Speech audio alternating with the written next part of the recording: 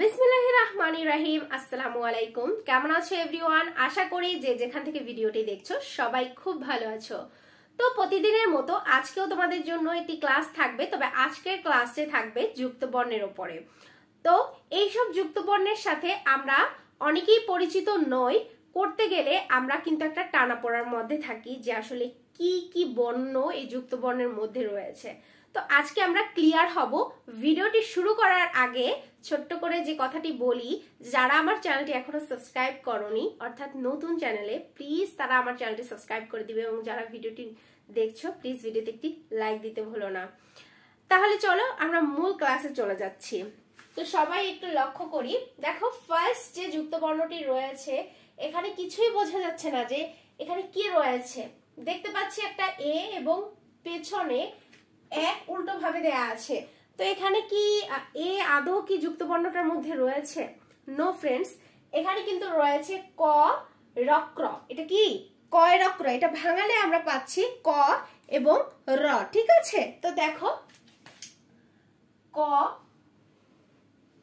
এটা মূলত কয়ের এটা, ঠিক আছে, ক এবং র পাচ্ছি। ওকে, ক এবং র, এটা থেকে যদি আমরা একটা শব্দ তৈরি করি কি হতে পারে?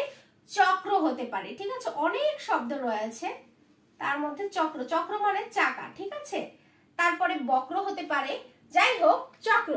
দেন হচ্ছে কি দেখো এই যুক্ত বর্ণটা কিন্তু অনেকে আমরা ভুল করি এবং আমিও এক সময় ভুল করতাম। দেখো ক এবং নিচে অনেকে মনে করে যে এটা কিন্তু র ফলা, বাট এটা কিন্তু র ফলা নো, এটা কিন্তু হচ্ছে স। ঠিক আছে, ক এবং স রয়েছে যুক্ত। তো এটা ভাঙালে আমরা পাচ্ছি ক এবং কি পাচ্ছি? দন্ত স পাচ্ছি। দেখো এই সটা পাচ্ছি। তো অনেকেই কিন্তু কনফিউজড যে এটা ভাঙালে এটা কিভাবে পাই। তো দেখো আমরা অক্সিজেন, তারপরে কক্সবাজার, বিভিন্ন শব্দ লেখার সময় কিন্তু এই যুক্ত বর্ণটা পাই। ঠিক আছে, তো এই যুক্ত বর্ণটা সবার কাছে তো ক্লিয়ার, তাই না? তো দেখো কি হতে পারে? অক্সিজেন। ঠিক আছে, আমরা যেটা গ্রহণ করি অক্সিজেন। ওকে, দেন হচ্ছে কি দেখো খেয় যুক্ত কি ম রয়েছে। অনেকেই ন ভেবে ভাবতে পারো, বাট এটা কিন্তু ন নয়, খেয় যুক্ত ম। এখানে ভাঙালে কিন্তু আমরা তিনটা বর্ণ পাবো, দুটো নয়। এখানে কি কি পাচ্ছি? খেয় তো এমনিও একটি যুক্তাক্ষর। ফার্স্টলি দেখো খেয়টাকে ভাঙাচ্ছি, খেয় ভাঙালে পাচ্ছি ক এবং মূর্ধন্য স, এবং সাথে কি রয়েছে? নিচে একটা ম রয়েছে, দেখো একটা ম পেলাম। তাহলে কি কি বর্ণ পেলাম? ক, স এবং ম। ঠিক আছে, তো এটা থেকে যদি আমরা একটা শব্দ তৈরি করতে চাই তাহলে কি হতে পারে? লক্ষ্মী হতে পারে, লক্ষ্মী। ঠিক আছে, দেখো ল খেয় যুক্ত ময়ে দীর্ঘিকারে খি, লক্ষ্মী। ঠিক আছে, দেন কি দেখো পরের যুক্তাক্ষর রয়েছে খেয় যুক্ত জ ফলা।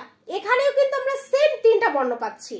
কি কি পাচ্ছি? খেয় ভাঙালে ক পাচ্ছি এবং স পাচ্ছি এবং সাথে রয়েছে জ ফলা, অর্থাৎ অন্তস্থ জয় বর্ণটিও পাচ্ছি আমরা। দেখো ক, আগে খেয়টা ভাঙাচ্ছি, ক এবং স পেলাম, এবং পাশে রয়েছে জ ফলা, দেখতে পাচ্ছি জ ফলাটা ভাঙালে আমরা জ পেয়ে গেলাম, তাই না?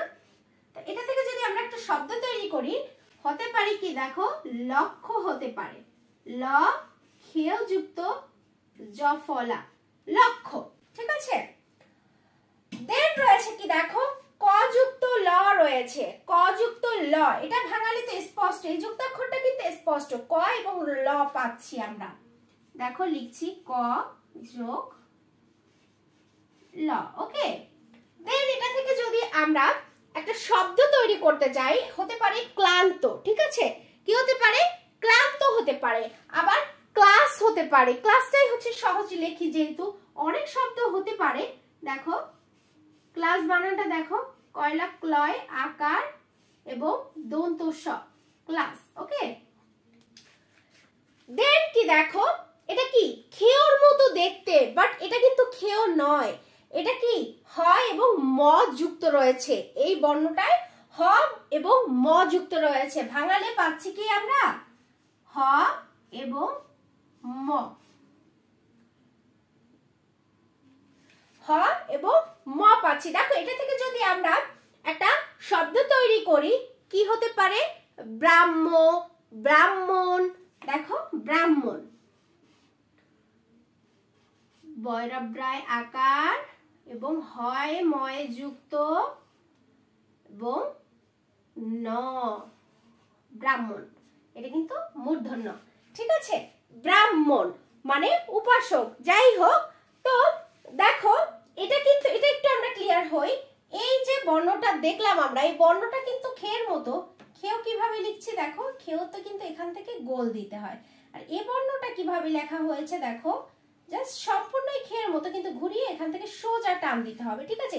এটা হচ্ছে হয় ময় আর এটা হচ্ছে খিও, ঠিক আছে, এটা আমাদের মাথায় রাখতে হবে। তো এভরিওয়ান, আশা করি কিন্তু এই আজকের ক্লাসটা তোমরা সুন্দরভাবে বুঝতে পেরেছো, আমি বোঝাতে পেরেছি।